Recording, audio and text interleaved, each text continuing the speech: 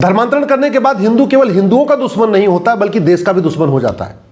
ये डॉक्टर शाहीन जो हापुड़ और सहारनपुर में आतंकवादी अड्डा खोलना चाह रही थी, ये 10वीं और 12वीं में इसने टॉप किया था लखनऊ में। उसके बाद इसने प्रयाग से सरकार गवर्नमेंट कॉलेज से इसने एमबीबीएस किया, कानपुर से इसने गवर्नमेंट कॉलेज से इसने पीजी किया, गवर्नमेंट डॉक्टर हो गई, बाकायदा टीचर प्रोफेसर हो चुकी थी। इसके बावजूद ये भारत को बर्बाद करने की पूरी प्लानिंग कर रही थी, जैसे मोहम्मद के लिए काम कर रही थी, महिलाओं का आतंकवादी दस्ता बनाना चाह रही थी। और हापुड़ और सहारनपुर में तो बाकायदा इसने आतंकवादी कैंप के लिए पूरी जगह भी ढूंढ लिया था।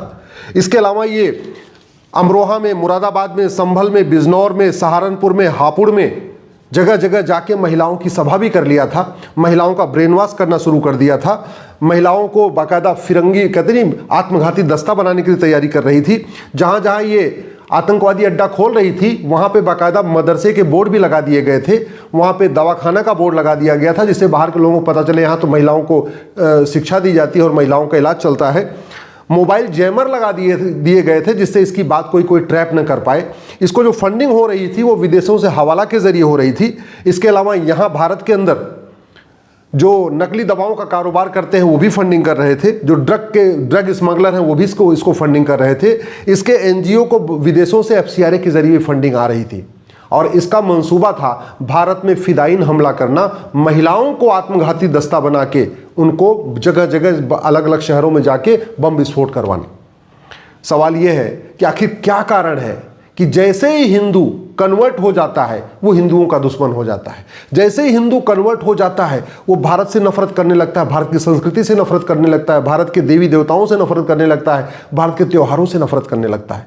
ऐसा उसको क्या पढ़ाया जाता है, ऐसा उसको क्या सिखाया जाता है कि एक पढ़ी लिखी लड़की जो 10वीं में टॉपर थी, 12वीं में टॉपर थी, एमबीबीएस किया, पीजी किया, उसके बाद गायनोलॉजिस्ट बनी, डॉक्टर बनी, बहुत सारे काफ़ी समय तक इसने मेडिकल कॉलेज में पढ़ाया और वो जैसे मोहम्मद के लिए काम करने लग गई।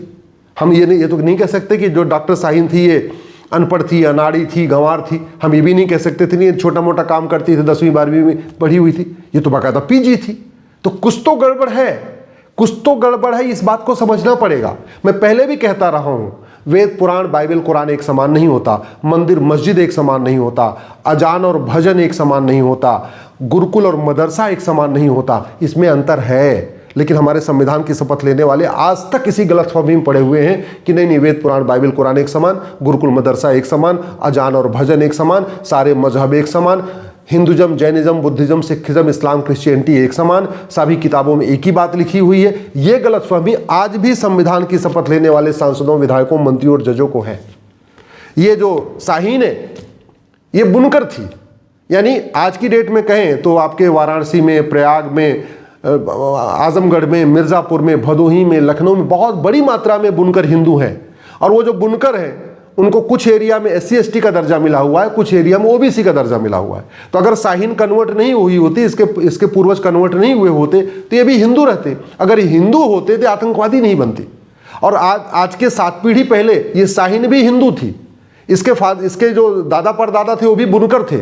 मुगलों के समय में जो बुनकर थे उनको जुलाहा कहा जाने लग गया, जो कन्वर्ट हो गए उनको जुलाहा नाम दे दिया गया। बात वही है, बुनकर शब्द को फारसी में जुलाहा कहते हैं। तो जब मुगलों के समय में ये कन्वर्ट हुए तो जो हिंदू बुनकर कन्वर्ट हो गए उनको जुलाहा कहने लग गए।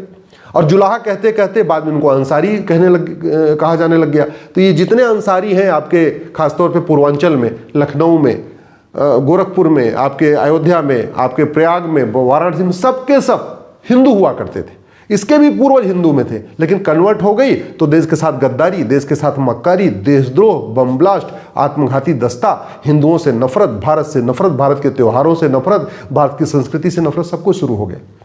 ये तो हो गई समस्या। समाधान क्या है? समाधान ये है कि जब भारत का विभाजन मजहब के आधार पर हो चुका है, फिर मजहब के आधार पर नियम कानून क्यों चल रहा है, मजहब के आधार पर आयोग और मंत्रालय क्यों चल रहा है, मजहब के आधार पर बोर्ड और ट्रिब्यूनल क्यों चल रहा है, मजहब के आधार पर लोन और वजीफा क्यों चल रहा है, जब मुगल चले गए तो यहाँ मदरसा क्यों चल रहा है, जब अंग्रेज चले गए तो मॉन्टेसरी स्कूल, मिशनरी स्कूल क्यों चल रहा है, जब देश का विभाजन मजहब के आधार पर हो गया फिर ये मुस्लिम लॉ क्यों चल रहा है, यूनिफॉर्म सिविल कोड का लागू क्यों नहीं हो रहा है, जब देश का विभाजन मजहब के आधार पर हो चुका चुका है, तो फिर मदरसा और मिशनरी स्कूल बंद करके, मॉन्टेसरी स्कूल बंद करके भारत में राइट टू इक्वल एजुकेशन क्यों नहीं लागू किया जा रहा है? समान शिक्षा लागू क्यों नहीं लिया जा रहा है? One nation one education board, one nation one syllabus, one nation one curriculum, 10वीं 12वीं तक सब बच्चे एक किताब पढ़े, एक जैसा पढ़े, ब्रेन वॉश करने का मौका ही नहीं मिलेगा। हालांकि उसके बाद भी गारंटी नहीं है, क्योंकि शाहीन तो 10वीं 12वीं करके उसके बाद MBBS करके MD करके ब्रेन वॉश हो गई, लेकिन कम से कम फाउंडेशन तो मजबूत किया जाए। सबसे बड़ी बात यह है कि भारत में जो 40 लाख एकड़ जमीन पे वक्फ बोर्ड का कब्जा है, वो आज तक 40 लाख जमीन वापस नहीं लिया गया। जो 40 लाख एकड़ जमीन पे चर्च ऑफ मिशनरीज का कब्जा था, वो भी आज तक लिया नहीं गया। तो इन जमीनों को वापस लेना पड़ेगा, क्योंकि उन जमीनों से जो पैसा आ रहा है वो पैसा इनके काम आ रहा है। ये चाहे वो डॉक्टर शाहीन है या बाकी और अलगाववादी संगठन, उनको सबसे बड़ी फंडिंग होती है जो यहाँ के ड्रग स्मगलर हैं, जो ड्रग का कारोबार करते हैं। तो जब तक नशा नहीं रुकेगा तब तक फंडिंग नहीं रुकेगी, फंडिंग नहीं रुकेगी तो आतंकवाद अलगाववाद नहीं रुकेगा। नकली दवाओं के कारोबार से जो पैसा आता है उससे अलगाववादियों, आतंकवादियों, जिहादियों की फंडिंग होती है। तो जब तक ये घटिया कानून नहीं बदलेगा, नकली दवाओं का कारोबार नहीं रुकेगा, नकली दवाओं का कारोबार नहीं रुकेगा, इनकी फंडिंग नहीं रुकेगी, फिर ये अपना काम करते रहेंगे। इनकी अगर कमर तोड़ना है तो 2010 में बने FCRA कानून को खत्म करना पड़ेगा। कांग्रेस ने कानून इसलिए बनाया था जिससे जिहादियों, माओवादियों, नक्सलियों, आतंकवादियों को फंडिंग होती रहे। कांग्रेस तो खत्म हो गई, कांग्रेस सत्ता से चली गई, लेकिन कांग्रेस का कानून खत्म नहीं हुआ। इसलिए मैं बार बार कहता हूं, FCRA कानून खत्म करिए जिससे विदेशी फंडिंग बंद हो जाए। भारत में बहुत बड़ी मात्रा में विदेशी बैंकों के जरिए फंडिंग हो रही है। जो बैंकें विदेशों में हैं, उनकी ब्रांचेज भारत में है, उनके जरिए फंडिंग हो रही है। और वो क्यों हो रही है? क्योंकि 1949 का जो बैंकिंग एक्ट हमने बदला नहीं, यूनिफॉर्म बैंकिंग कोड लागू नहीं किया है। तो अगर आतंकवाद, अलगाववाद खत्म करना, सबसे पहले इनकी फंडिंग रोकनी पड़ेगी। फंडिंग रोकने के लिए मैंने पहले कहा, FCRA खत्म करिए, यूनिफॉर्म बैंकिंग कोड लागू करिए, हवाला कारोबार के जरिए इनकी जो फंडिंग हो रही है तो हवाला कारोबार रोकिए। हवाला कारोबार तभी बंद होगा जब 100 रुपए से बड़ी नोट बंद होगी और मनी लॉन्ड्रिंग एक्ट बदलेगा, हवाला कारोबारियों को फांसी देने के लिए कानून बनेगा, तब जाके हवाला कारोबार बंद होगा, तब जाके अलगाववाद रुकेगा। अलगाववादियों, आतंकवादियों, जिहादियों की काले धन से फंडिंग होती है, वो तभी रुकेगा जब 1000 रुपए की 1000 के ऊपर कैश लेन देन पूरी तरीके से बंद कर दिया जाए और ब्लैक मनी को जघन्य अपराध घोषित कर दिया जाए।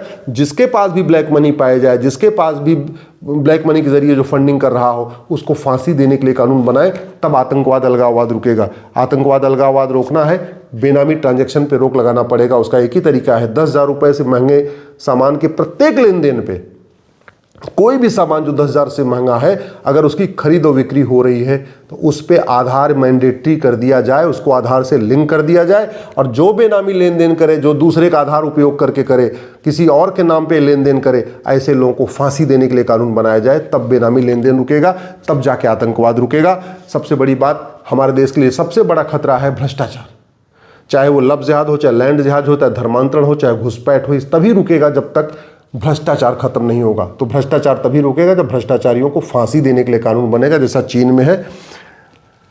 देश में चूंकि पुलिस सत्ता के गुलाम है, तो कहीं कहीं पुलिस तो आतंकवादियों, अलगाववादियों के खिलाफ ठीक से काम करती है, लेकिन बाकी राज्यों में नहीं कर रही है। बंगाल में मैंने कभी आतंकवादियों को पकड़ते नहीं देखा, केरल में मैंने कभी आतंकवादियों को पकड़ते नहीं देखा। भारत के और तमिलनाडु में आप बताइए कब आतंकवादी पकड़े गए? क्या कारण है?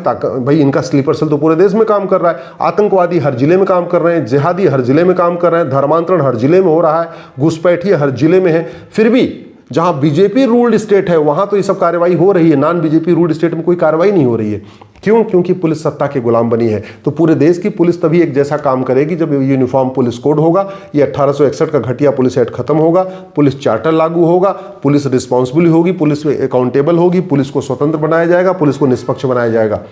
मैं पहले भी कह चुका रहा हूं, भारत की राष्ट्र की सुरक्षा के लिए एक नहीं कम से कम 10 खतरे हैं, लेकिन हमारे और उससे निपटने के लिए हमारे पास कानून है, नेशनल सिक्योरिटी एक्ट, लेकिन इसमें लिखा ही नहीं है कि राष्ट्र की सुरक्षा के लिए क्या क्या खतरे हैं।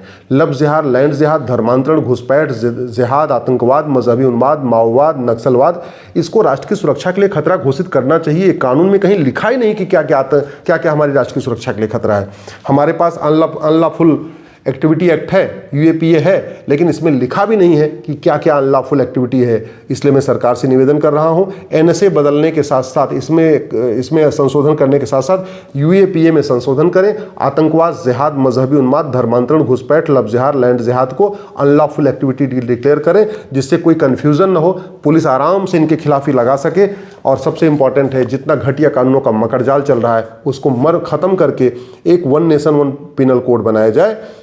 इसी बीएनएस में एक चैप्टर लव जिहाद के ऊपर हो, एक चैप्टर लैंड जिहाद के ऊपर हो, एक चैप्टर घुसपैठ के ऊपर हो, एक चैप्टर ड्रग स्मगलिंग के ऊपर हो, एक चैप्टर धर्मांतरण के ऊपर हो, एक चैप्टर जनसंख्या विस्फोट के ऊपर हो, एक चैप्टर आतंकवाद के ऊपर हो, एक चैप्टर अलगाववाद के ऊपर हो, एक चैप्टर माओवाद नक्सलवाद के ऊपर हो, एक चैप्टर जिहाद के ऊपर हो, तब जाके भारत सुरक्षित बनेगा।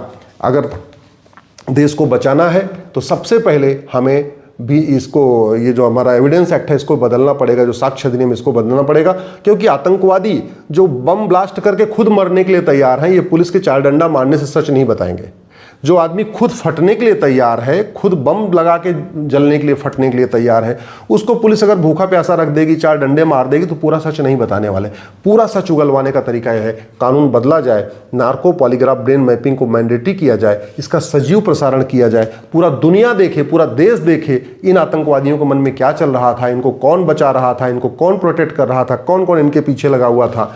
और सबसे इंपॉर्टेंट, ये जो 1955 का सिटीजनशिप एक्ट है, इसको तत्काल बदला जाए और आतंकवादियों, जिहादियों, माओवादियों, नक्सलियों, लव जिहाद, लैंड जिहाद, धर्मांतरण, घुसपैठ, जनसंख्या विस्फोट, इन ऐसे लोगों की नागरिकता खत्म करने का प्रावधान किया जाए।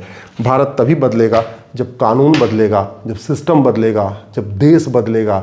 जब तक जस्टिस विद इन ईयर लागू नहीं होगा, जब तक साल भर के अंदर ऐसे लोगों को फांसी देने के लिए कानून नहीं बनेगा, जब तक समान शिक्षा समान नागरिक संहिता लागू नहीं होगी, जब तक समान धर्मस्थल संहिता नहीं लागू होगी, जब तक घर वापसी के लिए सरकार और समाज एक साथ नहीं आएगा, जब तक प्रत्येक मंदिर को हम घर वापसी का केंद्र नहीं बनाएंगे, तब तक भारत सुरक्षित नहीं हो सकता और आने वाले टाइम में खतरा और तेजी के साथ बढ़ेगा।